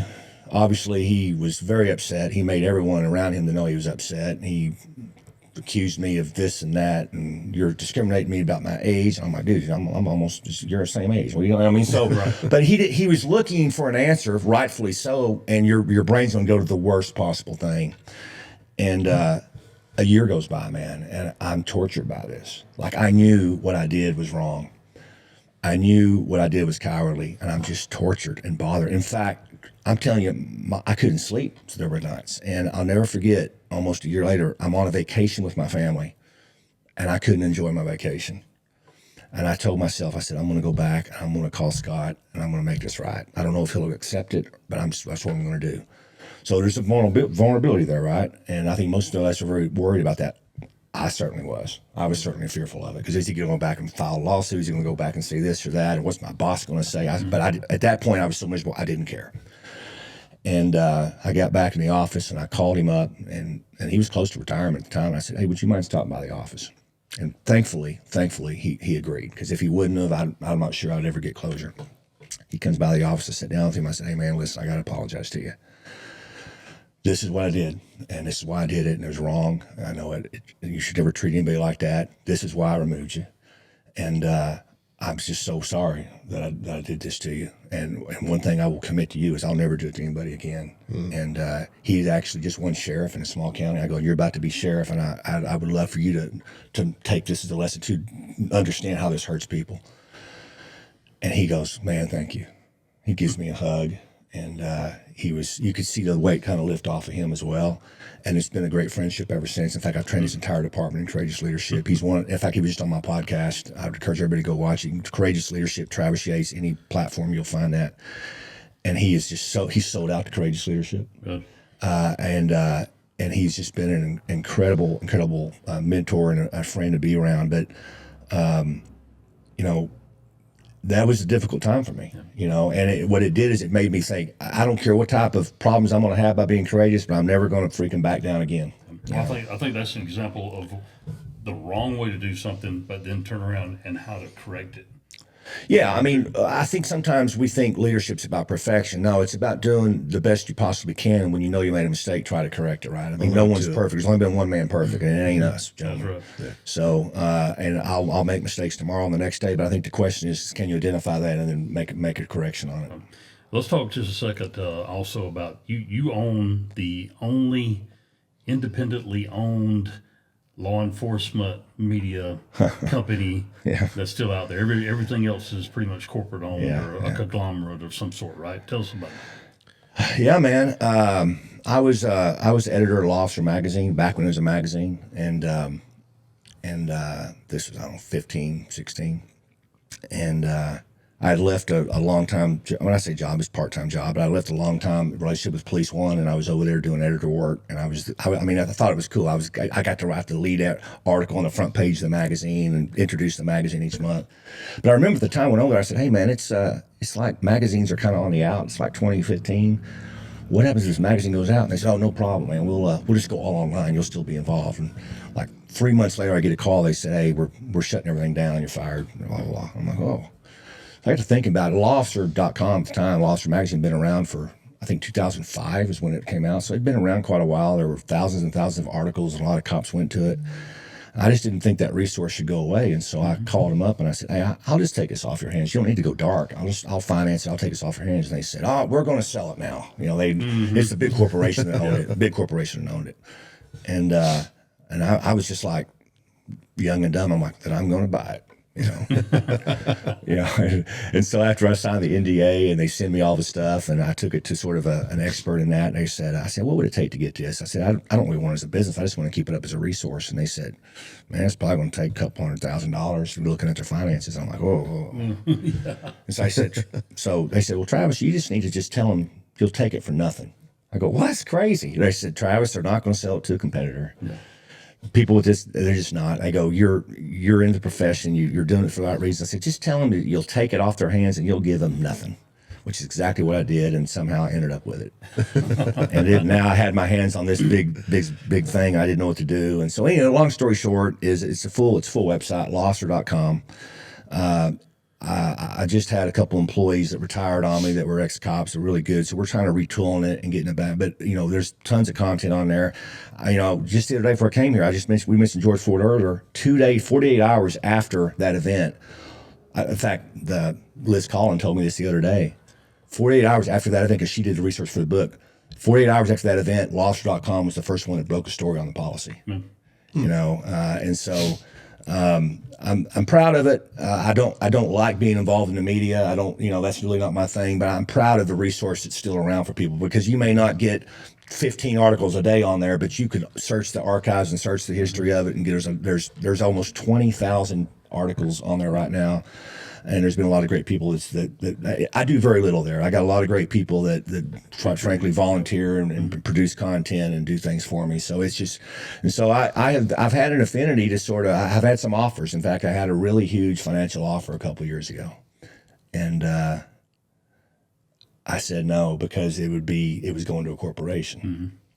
Mm-hmm. And the idea that if Andy Hughes wants to write something about Jesus, well, I can publish it. No one else going to publish that for Andy Hughes. Right. And so I didn't get rid of it. And You published one little story for me. so yeah, it's there. If anybody wants to contribute to it, lawster.com, go to the contact page, you send it out, and that crew will get that up for you. And people, it's funny, people will go, "What's your editorial guidelines?" And I'm like, words. Type it up and send it, right? Yeah. Because the truth is, in a lot of these corporate owned ones, in fact, all of them, they give you so many restrictions, you can't really write what you want to write. Yeah. Right. I worked for one for a decade. Like, you can't really write what you want to write. In fact, if you do write what you write, they will. When it comes to published, it's completely changed to a different voice. And so this one exists to really provide a resource for people that want to get a message out there. Yeah. And your post law enforcement career, you've been an entrepreneur and done pretty well in it. But tell us about you've got a dependent who's also an entrepreneur, huh? You got a son that's got a company. Yeah, man. This is a wild story. So I've got 3 sons. My son Trevor is 24. He's married, great kid. He's doing his own thing. And I got another son, 21, who's a junior in college. And every family, Andy, has their sort of black sheep, and he wants to be a fireman. Yeah. Oh man, I know you're second ashamed. responder. Oh my God. He came out of nowhere, man. He just came home one day and he said, Your this, kid, right? this is what I want to do. Yeah, hold on a second. Good DNA test? Disclaimer: all you people out there, we love firefighters. You guys, No, show I up don't. after we clear the no, scene. So. I don't. We love to poke fun. Yeah, at of course. firefighters. And so I said, well, listen, I said, the rule, you got to get your college degree. I said, but in light of this, you can break the rule for one semester. Go get your EMT now, because that's all they want. Because they're firemen, they don't need any Yeah, need anything education. else? Yeah. And so he just got his EMT, and now he's back in school in his junior year, and he's actually applying. So that's good. And then I've got a 14-year-old, which is really a shock to everybody when it happened. Yeah. It was you, right? It was You know what causes it? It wasn't a long story. It was very short, but it happened. And he's great, man. He's in 7th grade, and he's completely different than my other kids. It's amazing what God does. He gives you these different kids, different personalities. And I met him up in Indiana. he's something else. So anyway, my son had this dream. Actually, both my older sons, they had this dream to do a Christian apparel company. Because I'm like, I didn't discourage them, but I'm kind of like, yeah, you and every other Gen Xer that wants to be this online sensation. And so this is really about 1.5 years ago. And so what he did was he went to Instagram and he built this Instagram channel, and it's called Fear of the Lamb Apparel. And this and he blinks, and there's 500,000 people Good Lord. on this channel. Now, Wow. you have to understand how difficult it is to build It is. from organically. Right, yeah. But because of his content, what he was doing, he worked for a company called Tactical Electronics, which is military and law enforcement based. He married the owner, and I think the father-in-law was like, I got to give this kid a job before he marries my daughter. So he had a great job there. He was doing the marketing there, and that's kind of where he started his career after college. And he starts this on the side. Well, they get so busy that his wife has to quit her job, and then just recently, my son just quit his job, and they've got well over 500,000 followers, I believe, and it's now the largest, I may be wrong, but the largest Christian apparel company on Instagram. And so when you have that kind of audience, so this is one of his shirts here, and I got, it's not just, it's high quality, right? So that's why I think he's got a huge following, and it drives me crazy, because here I am, Andy, my entire career, I've been doing this, I've been doing that, and I've just failed miserably, and this kid comes out right off the bat, boom. But I'll be in the airport wearing this, and someone will go, oh, Fear of the Lamb, and I'm just like, are you kidding me? I fear that. He was watching Shane Gillis, which is a Christian podcast, so maybe you shouldn't watch Shane Gillis, but my son got sent a podcast from Shane Gillis, big famous comedian right now, where he's talking about Fear of the Lamb. Really? Wow. Then last year, we're watching a Dodger baseball game. And by the way, the greatest baseball team of all time, if you didn't know this, from the West Coast, so I have to say that. But we were watching the Dodger baseball game. And they start interviewing the pitcher, and he's wearing the undershirt was Fear of the Lamb. Oh, really? And I was like, what? It's just crazy, right? So anyway, he's having a good time. That's the gifts God's given him, and he's using those gifts. So I would encourage anybody, whatever gifts that you have, don't stop waiting, man. Right. Like, you may not be able to quit your job tomorrow, but just stop waiting and lean into those gifts, right? Hey, y'all check out Travis's kid. Yeah, Fear the Lamb apparel, Instagram. Yeah, I am. That's pretty neat. check him out. Well, I think we've wrapped up quite a bit of information today. I'm super excited. I got so many things that I want to talk to you about offline. Yep. And Well, let's do it again, man. I'll be back. Let's do it again. In fact, I think I'm coming back in the fall. Really? I was talking to a guy at class yesterday, and I think I'm coming back for a couple of days in the fall. okay, well, let's say this before we do it again. We are not going to do a video interview on you. Every time you do this, right. you got to. I got to come back. You got to be sitting here with us. Yep. And Eric, you need to get with Thomas and get a copy of the because Thomas recorded everything that Travis did yesterday. Oh, good. Yeah. And get Thomas to let you take a look at. Yeah, just send the check when you get done watching it. Yeah. No problem. No $99. problem. $99. Do we get a discount on that? A law enforcement that's discount? funny, Do we do man. that? So, well, thank you for coming today. Well, thanks for what you do. I've really enjoyed your guys' content. In fact, I was grappling at Andy, like, you guys got to put out more content, man. Well, I know, and we've been saying that. We got a few in the hopper that haven't been edited to that we need to put out. But Yeah, no, that's I great. don't even think we need to edit them. Let's just put them out there, Yeah, man. I yeah. don't care anymore. Let's just. Nah, you guys, I we really don't do appreciate any you guys, editing. dude. Thomas just cleans up. some Thomas of the cleans up front, a few things, but front and the end, and some of the small talk at the front and the end, but that's about it. So we don't say anything we don't mean, and we don't, hey, we throw it all out there. yeah, I'm not really worried about making anybody, upset. I don't really care. So, Yeah, I mean, I tell people, some people have all the money in the world. I got all the time in the world. I don't care anymore. Oh, yeah. I don't care anymore. Let's It's just. all about having the freedom too, and we appreciate your support of the Shepherd Station podcast too, because one of the reasons he came to Dothan was to support the Shepherd Station, and Travis is actually donating some proceeds from his training to the Shepherd Station podcast, and so that we can maintain this, and so we can bless some other people with it also. Yeah. I mean, I got to count up my expenses, but I Yeah. mean, you're going to get over $1,000 for sure. So I mean, you guys put it to good use. we appreciate that 100%. Yeah. There's no doubt. I had a thought in my head. That happens to me nowadays a lot of times. It's I all have right. that thought and just boom, gone. You're getting old. Yeah, whatever. No, it was an honor, gentlemen. It's an honor to get to do the class. Honor to get to come here. I appreciate what both of you do. Anything else you want to leave us with? No, I would just say there's people listening right now that they've been pondering something for a long time, and they've been very nervous about it. And I would say, get after it.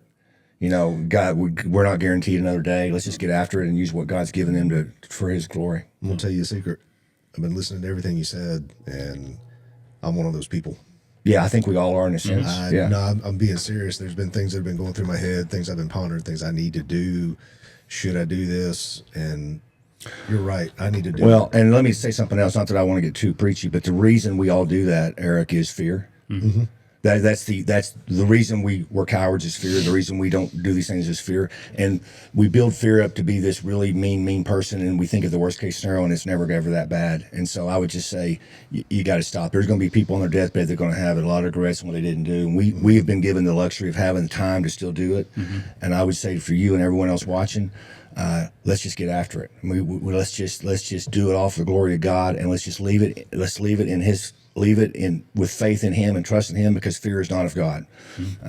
And that's the beauty of being following Christ, is we don't have to listen to fear. No. Let the world do that. All the anxiety. We don't have to listen to fear, because we have the greatest Savior, the greatest Savior, the greatest advocate anyone could ever ask for. We just don't lean on Him enough. Yeah. I'm trying to think of the name of the group, but there's a group I listen to. They sing a song, and it says, "Don't fear tomorrow, because God's already there." Yeah. So no reason to fear tomorrow. But Travis, as we close out today, we'd like to ask you to lead us in a word of prayer. Thank you. Jesus, I want to first just thank you for these men and for everyone associated with this communication platform that they're a part of. It's touched people and done things that I know they will not know this side of eternity. And I know that they do this from a love. They do this there's no sponsorships and jobs and they're sacrificing their time, but this is in your glory, Lord, and you are using this in your own way. And I would just ask you to give them encouragement along the way, to let them know that. Thank you for all these men and women that I've met this week, Lord, and for just the honor of being here, the blessings of being here. One day, Lord, you're going to close this chapter in my life. I know that, but you're keeping the door open for a time, and just let me and Andy and Eric and all these individuals, as we meet people along the way and along that journey, that we make sure that they know that you are the only thing that matters. Thank you, Jesus, for all that you do. In Christ's name, amen. Amen. Everyone, thanks for watching today. Remember to follow us on Facebook, follow us on Instagram. We have X. We're on X, Yeah, I yeah. keep wanting to say Twitter, but it's X. Yep. TikTok. Follow us on all these platforms. Give us those likes. Give us those. Share our content. You guys, we love you and we thank you for your support, and we'll see you next time. All of our episodes are archived on YouTube if you want to check them out. There. Go Hogs. Go Hogs. Arkansas.